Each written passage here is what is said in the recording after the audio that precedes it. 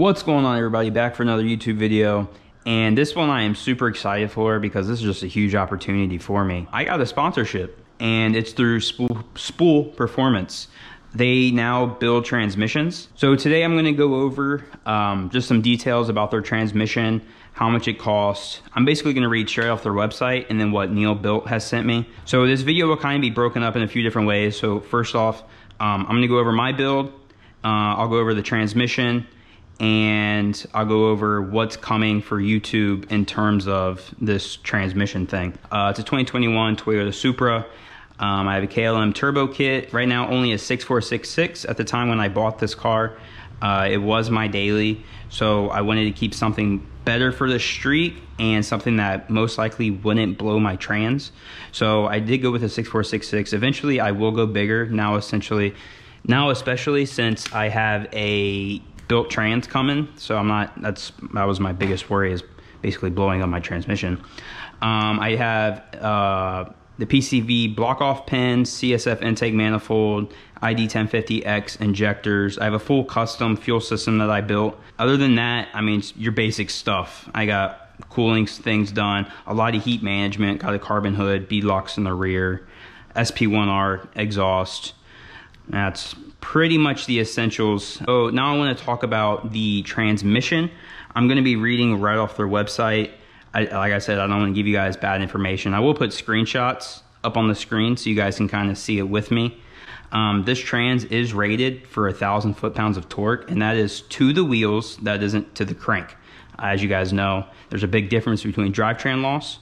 It's usually like 15%. So I mean, you're either 850 torque to the wheels or 1,000 torque to the wheels. So that is a big deal that it is to the wheels. Some things that are included in this Stage 2 kit is a custom billet E-hub and custom billet C-hub. And then they basically replace your entire assembly. They replace all your clutches. They do add clutches to some of them.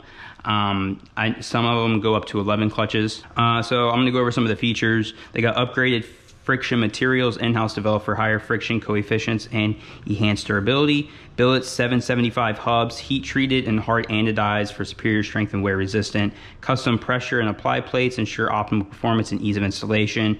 Increased clutch counts, enhanced torque handling capability for every clutch pack. Pre-clearance clutch packs ready to install with no need for additional adjustments, and extra steel plates provided for custom clearance settings. Really going over the website, that's pretty much the gist of it, all the essential stuff. So the Stage 2 trans is $3,999. It is a DIY kit, but if you compare that to other companies, for a Stage 2 that handles 1,000 torque to the wheels compared to other companies, like this is a steal. This is very good. So I can throw up some pictures real quick. I'm looking through the pictures right now with you guys, and I'll throw those up. I mean, everything about this is awesome. This is such a good deal. So when it comes to content with this whole Stage 2 trans thing, what I'm going to do, it's going to be 2, 3, 4 videos depending on how everything plays out. My expectation is I'm going to drive there with the Supra. It's about a 4.5, 5 hour drive, so not exactly looking forward to that, but I plan on basically vlogging all of it. So between prepping the car to drive that far, getting there, meeting the guys, showing you the shop, that's probably going to be one video. The next video is going to be removing the trans and removing the guts, installing the new guts, installing it.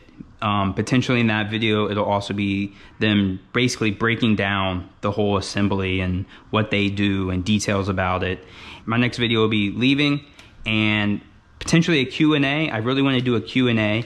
So if you guys have any questions to Spool Performance about their transmission, leave them down in the description, or leave them down in the comment section.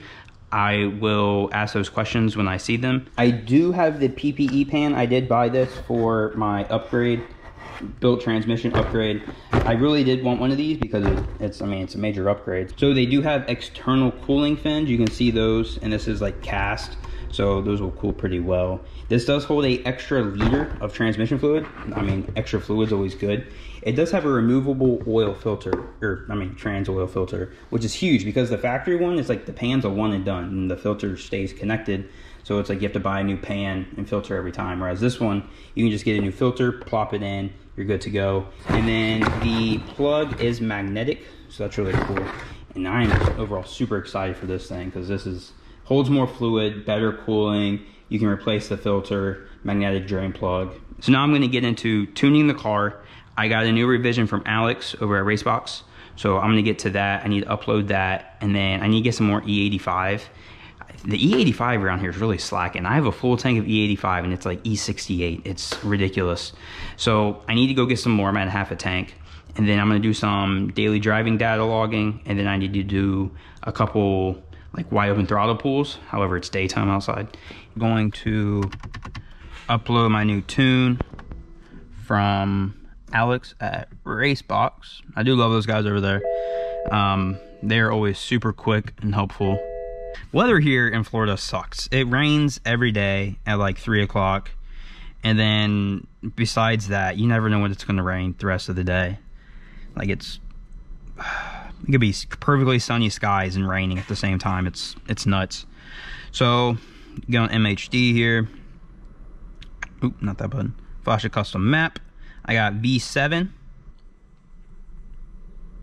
All right, make sure all this looks the same.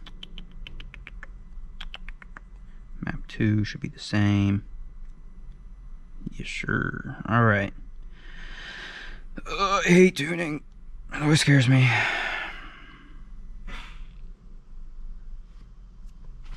All right, doing stuff and things. This is when you don't move because you're so scared that it's going to disconnect.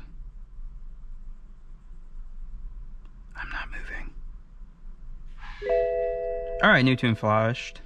I said filed and flashed at the same time. Clearing codes. All right, wait 30 seconds. So I'm gonna wait 30 seconds. This is the first time the car has been started since you guys saw my last video of revising my fuel system again for like the third time. So we'll have to check for fuel leaks again, just to make sure before we go out and start driving. Shouldn't be any problems. The only spot that had a fuel leak was that injector, and then I had a small fuel leak on the fuel cooler, but that should be addressed. And then I relocated the reflex pressure sensor, and I don't think that would have been an issue to begin with, but I went ahead and put some sealant on that just to be sure. I had to make some quick adjustments. The hood didn't close all the way because of my little screw here. You can see it's just barely too high for that vent. So I had to cut that out, whatever. Looks more race car that way. I mean, you can't get over this view though. That looks so cool. And then you can see all the fuel stuff right there. Looks sweet. Next, because I did mess with like reflex harnesses and unplugged connectors and all kinds of stuff, I want to make sure that everything looks good on the reflex, that I'm not having any issues when it comes to something not being connected or whatever. All right, just like that, we have no problems when it comes to reflex. I did still throw a check engine light. It was for my reflex wasn't getting signal, so I don't know what that's about, because it's showing signal. I'm not too sure, but I'm gonna go get some gas and see what I can get this ethanol rating to. All right, y'all, so the Supra. I love and hate this car. It's, oh my gosh. So you guys know how I said I had starting problems. Well, I did. I had starting problems. That's why I redid the fuel system. That code has yet to pop up again. I've basically started and stopped the car probably 10, 15 times since I did that. Well, I've also had battery problems. I always get this code. It's like 30E08 or something. But it's like power management below start or startability or something. And I've always just had starting problems with it. Oh man, this is already coming off. Dang, that sucks. I was really hoping that would stay on. I guess it won't. I've always had starting problems basically since I installed the turbo. And I started thinking about it and I was like, that battery probably sucks. Because I think back to it, when I installed the big turbo kit, the battery died.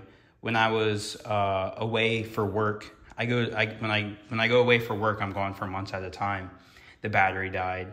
And then when I did my low pressure fuel pump in the back, I had a shop install the low pressure fuel pump, and it died there too. So the batteries died numerous times, and it's an AGM battery. AGM batteries just suck. So I ordered a new battery because tonight I tried starting it to actually go do a log because it's not raining outside, and the car won't start. So I hook it up to the tender, and it just takes a little bit. And so I went and checked it on BeamerLink, or is it BeamerLink? BeamerLink or Beamer Code. It tells you the battery life. It's down to 61%. That is so low for a car's like battery life. So unfortunately, I'm gonna end the video here. It's already at like 11, 12 minutes. I was wanting to input some like me doing logs in the video, but now I'm waiting for a battery. So I don't know when that's gonna come. I am really excited to get this new battery though, because if you guys don't know, the AGM battery that's factory is 67 pounds, 57 or 67. It's one of those, I don't remember.